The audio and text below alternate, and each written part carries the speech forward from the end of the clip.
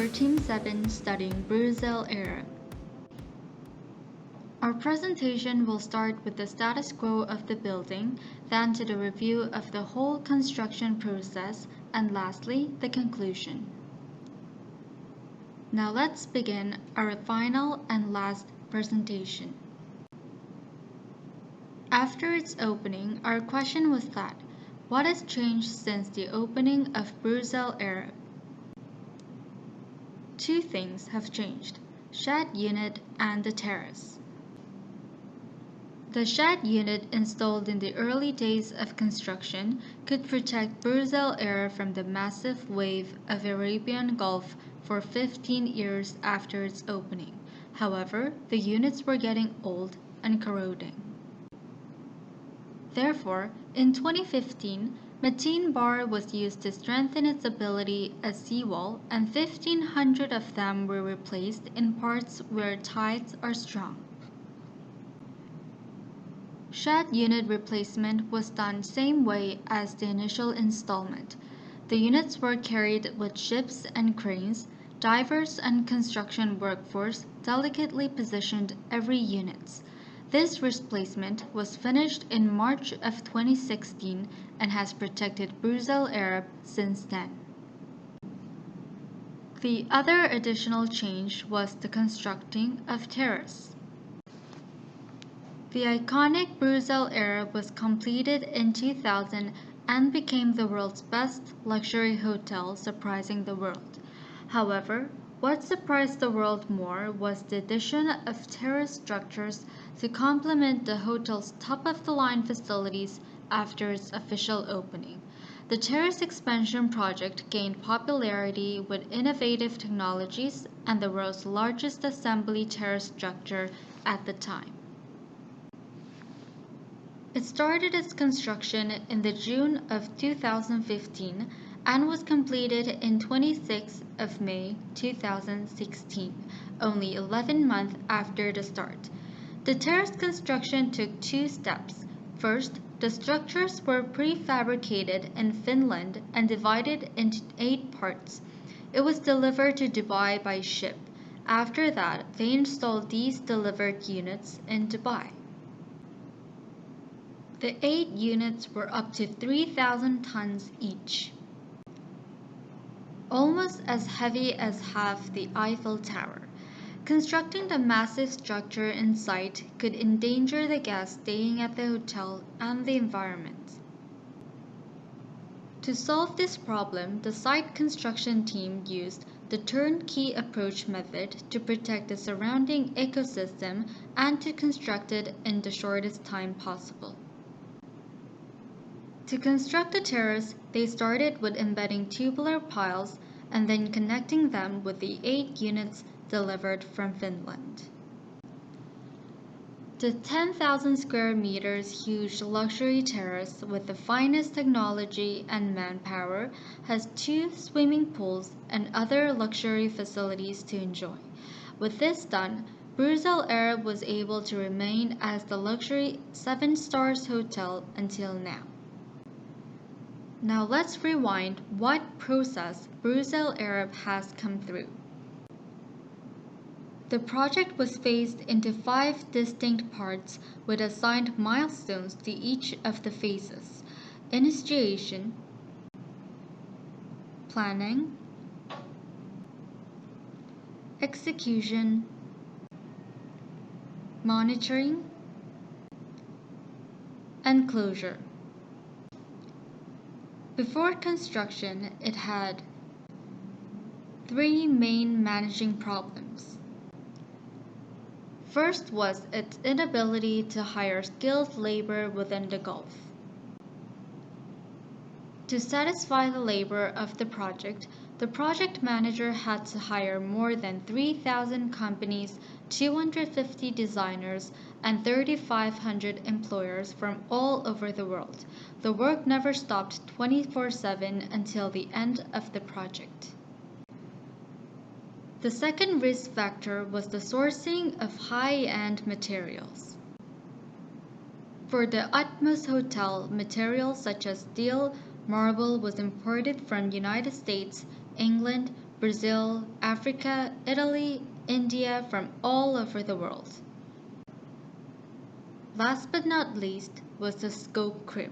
Scope creep is how a project's requirements tend to increase over a project life cycle. This scope creep could lead to the lengthening of construction period, therefore it was important that they handle them. How they handled the problem was by fast-track method. Now, construction begins.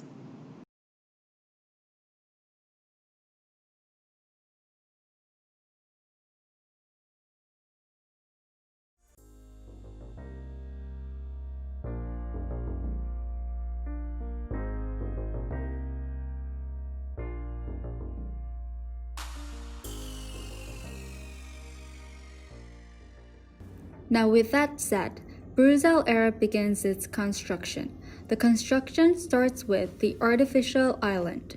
Artificial island first forms its shape by installing sheet piles and temporary tubular piles. When the shape was fully formed, they started the excavation of the sand for the foundation. When excavating, it was important to withstand the water pressure. The engineer's solution was this: injecting cement seal through convertum made with steel.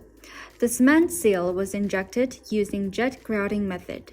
Effectively resisting the water pressure, the sand was safely excavated and the foundation piles were embedded.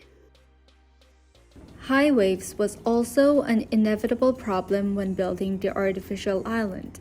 To control the waves, shed units, stable and uniform set of breakwaters were installed, and it was surely effective in blocking the waves.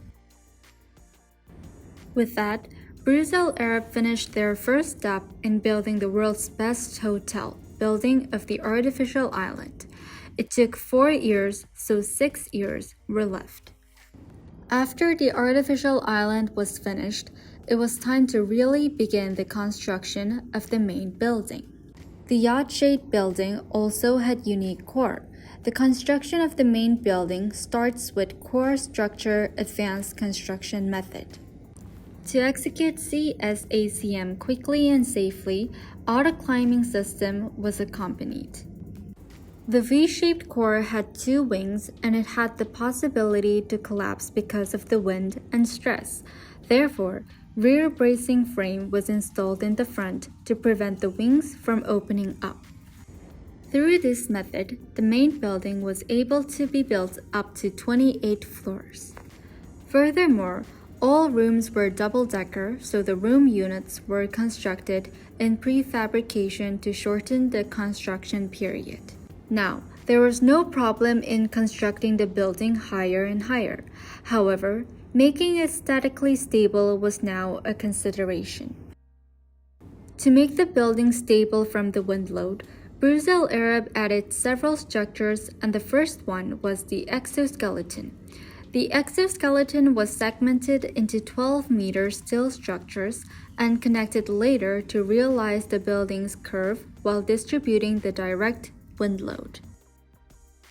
The exoskeleton was a vertical and horizontal structure. Therefore, to make the structure more stable, the engineers installed truss on each side of the building. Because of the thermal expansion and to preserve the accuracy of stability, the giant truss was fabricated in one piece 15 kilometers away from the construction site. After its delivery to the site, it was handled with exquisite care with special pin connection.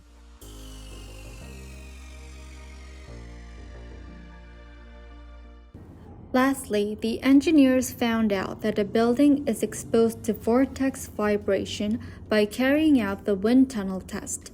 Therefore, TMD, a tuned mass damper which could effectively damp the vibration, was installed in 11 parts of the exoskeleton.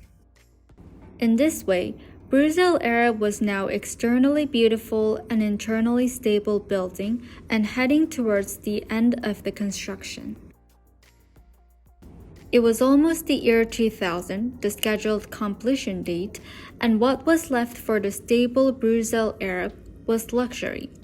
For the world's largest atrium, the front of the building was clothed with fabric wall to bring the yacht shape into more realization.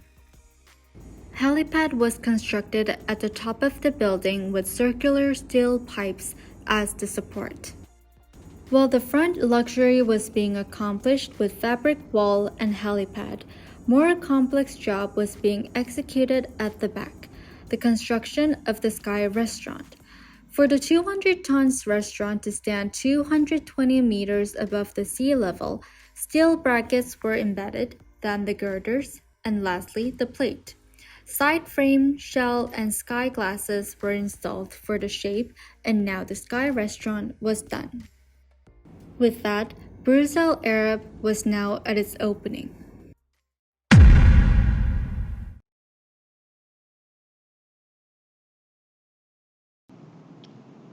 Burj Al Arab was finished. Then, what was the bottom line in constructing Burj Al Arab?